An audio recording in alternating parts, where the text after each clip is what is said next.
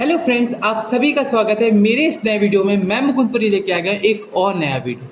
आज मैं फ्रेंड्स बात करने वाला हूँ वुमेन रिजर्वेशन बिल के बारे में, जो कि फ्रेंड्स एक बहुत ही इंपॉर्टेंट टॉपिक है।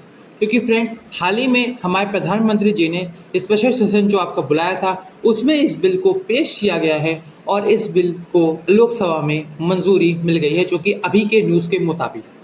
फ्रेंड्स आज मैं इस बिल के बारे में बहुत ही विस्तार से मैं आपको बताऊंगा और ये बिल है क्या, और मैं आपको दूसरी बात ये बताऊंगा, इसका इतिहास बताऊंगा और इसका यहाँ पे मतलब आना क्यों इतना ज़रूरी था, मैं आपको इसको बहुत ही डिटेल में बताऊंगा।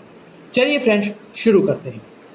फ्रेंड्स क्या हुआ था कि इस बिल से पेश होने से पहले आपका यहाँ पे यूनियन कैबिनेट में यहाँ पे 1.5 घंटे की मीटिंग बैठाई गई थी, जिसमें यहाँ पे इस बिल से रिलेटेड जो आपका जो आपका इस बिल से रिलेटेड मंजूरी के लिए जो है आपका जो यूनियन कैबिनेट का, पहले आप मतलब समझते हैं क्या होता है, पहले हर चीज़ का मैं आपको मतलब भी समझाऊंगा। यूनियन कैबिनेट में क्या होता है, अपने प्रधानमंत्री रहते हैं और भी जो आपके उनके क्लोजेस्ट जो आपके मिनिस्टर्स रहते हैं, जैसे कि आपका फाइनेंस मिनिस्टर, होम मिनिस्टर, ठीक है आपका, और भी ढेर सारे जो मिनिस्टर्स जैसे आपके डिफेंस मिनिस्टर्स हो गए, वो जितने भी मिनिस्टर्स होते हैं वो सब साथ में जो क्या करते हैं, मीटिंग करते हैं और इससे रिलेटेड यहाँ पे ये बात यहाँ पे मंजूरी मिल जाती है किसको, वुमेन रिजर्वेशन बिल को, जो कि आपका स्पेशल सेशन में इंट्रोड्यूस हो गया। अब फ्रेंड्स यहाँ पे बहुत से लोगों ने आकलन लगाए थे कि इस जो ये स्पेशल सेशन होने वाला है जिसमें मोदी जी लाने वाले हैं, उसमें शायद इंडिया का नाम भारत कर दिया जाएगा, ऐसा हो जाएगा वैसा हो जाएगा। हुआ कुछ और, और ये बहुत ही इंपॉर्टेंट बिल है फ्रेंड्स। आइए फ्रेंड्स अब मैं इसमें मैं आपको इस बिल के बारे में बहुत ही विस्तार से बताता हूँ। फ्रेंड्स इस बिल का मतलब ये है, जो कि आपका यहाँ पे ये है कि जो आपके वुमेन्स हैं उनको इलेक्शंस जो आपके होते हैं ना लोकसभा के, उसमें आपका 33% की रिजर्वेशन यहाँ पे मिलेगी। यानी कि जो उनकी 33% उनकी सीट्स यहाँ पे क्या रहेगी, रिजर्व रहेगी। फ्रेंड्स आप ये डेटा देख सकते हैं। और दूसरी बात ये है, जो आपका स्टेट लेजिस्लेटिव असेंबली में जो आपके हर एक स्टेट में, इंडिया के हर एक स्टेट में जो आपके स्टेट लेजिस्लेटिव असेंबली के जो इलेक्शंस होते हैं ना चीफ मिनिस्टर के, उसमें भी यहाँ पे 33% की जो आपकी यहाँ पे क्या होगी, रिजर्वेशन रहेगी उनकी, मतलब वुमेन्स की इलेक्शंस में। तो फ्रेंड्स ये है आपका यहाँ पे बिल।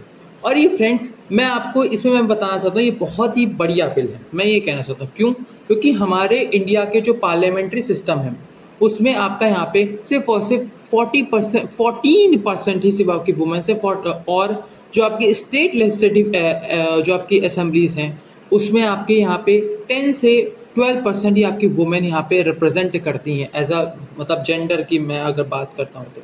फ्रेंड्स इसके बारे में आपको आपके यहाँ पे मैं आपको एक और चीज़ बताना चाहता हूँ, जो कि ये है कि इसके कुछ बेनिफिट्स मैं आपको बहुत और भी बताना चाहता हूँ। वो ये है, अगर ये बिल यहाँ पे इंट्रोड्यूस होगा तो यहाँ पे वुमेन एम्पावरमेंट यानी कि वुमेन का रिप्रेजेंटेशन यहाँ पे बहुत ही अच्छे से मतलब आवाज़ यहाँ पे सामने आएगी। दूसरी बात ये है कि यहाँ पे हम लोग जो वुमेन्स हैं वो बेसिकली लड़ाई पे ज़्यादा फोकस इतना नहीं करती हैं, बट करती भी हैं लेकिन इतना नहीं करती। वो और भी चीज़ों पे और भी डायमेंशंस को देखती हैं, जैसे हेल्थ हो गया, एजुकेशन हो गया। तो ये बिल मतलब यानी कि वुमेन्स और भी पर्सपेक्टिव को देखती हैं, तो ये भी बहुत अच्छी बात है। और यहाँ पे वो उस इसमें सोशो इकोनॉमिक जो आपके डेवलपमेंट भी बहुत ही अच्छे से यहाँ पे हो सकेगी। और फ्रेंड्स मैं आपको अब मैं लेके चलता हूँ इसके इतिहास में। फ्रेंड्स इसके इतिहास के बारे में अगर मैं बताना चाहूँ तो ये इसका इतिहास ये रहा है कि जो आपका 1996 में इस बिल को कोalition गवर्नमेंट के दौरान यहाँ पे बिल पेश किया गया था। और जो जिस उस वक्त जो आपकी सरकार थी वो आपकी यहाँ पे लोकसभा में उसी वक्त जैसे ही बिल पेश किया गया उसी साल में यहाँ पे लोकसभा डिसॉल्व हो गया। यानी कि सरकार यहाँ पे भंग हो गई, लोकसभा यहाँ पे डिसॉल्व हो गई।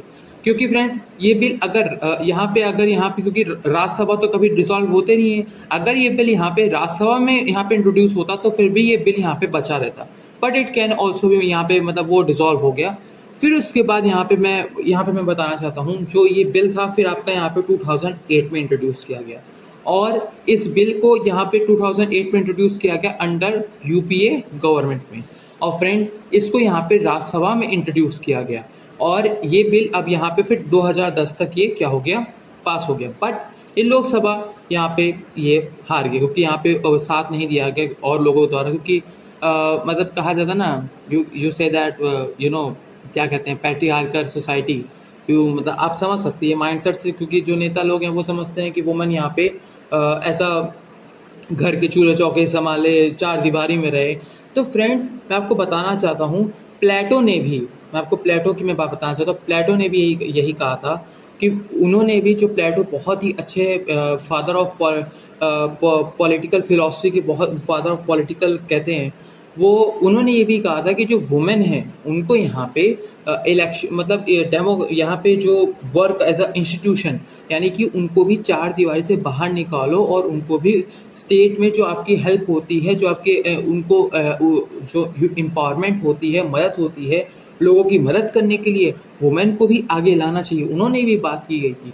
और अगर मैं और भी इतिहास में बताऊँ, राम जी ने भी हमारे यहाँ पे, श्री कृष्ण ने भी यहाँ पे, हमारे हमारे शिव जी ने भी यहाँ पे वुमेन को एज अ पावर माना है, पावर एज अ पावर आदि शक्ति माना है। और यहाँ पे प्रेम का एक सागर माना है, जो कि ममता का सागर माना है।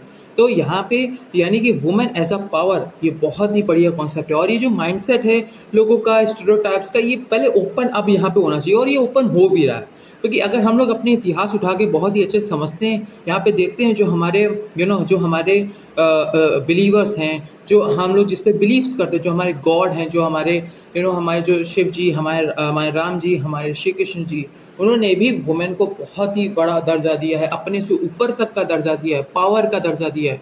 तो friends, why we can not support as a, why we can not do this because. So friends, यहाँ पे ये बात होगी आपकी इतिहास की। अब मैं फ्रेंड्स यहाँ पे बताना चाहता हूँ इस बिल के बारे में और भी की पॉइंट्स ये है कि यहाँ पे अगर इस बिल को लाया जाएगा तो यहाँ पे आर्टिकल नंबर 330 ए और 332 ए को ऐड किया जाएगा, अमेंड किया जाएगा फ्रेंड्स। और यहाँ पे जो 330 ए होगा वो आपका लोकसभा के जो आपके जो लोकसभा के जो इलेक्शंस होंगे उसमें जितनी वुमेन्स, अब फ्रेंड्स यहाँ पे एक और चीज़ आती है, ये एक तरह का हॉरिजॉन्टल रिजर्वेशन होगी।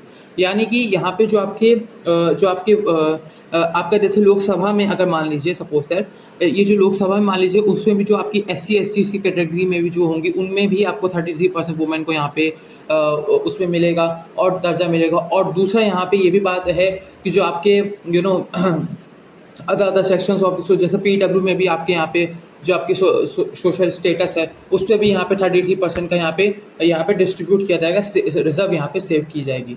तो फ्रेंड्स, और दूसरी बात जो आपका आर्टिकल नंबर 332 ए है उसमें यहाँ पे स्टेट लेजिस्लेटिव असेंबली में भी ये कहा जाएगा कि इसमें जो भी इलेक्शंस होंगे स्टेट लेजिस्लेटिव इलेक्शंस में, उसमें भी आपका यहाँ पे उनको रिजर्व करने के लिए ये आर्टिकल यहाँ पे जोड़ा जाएगा और ये आपका अमेंडमेंट करा जाएगा। तो फ्रेंड्स, ये था आपका यहाँ पे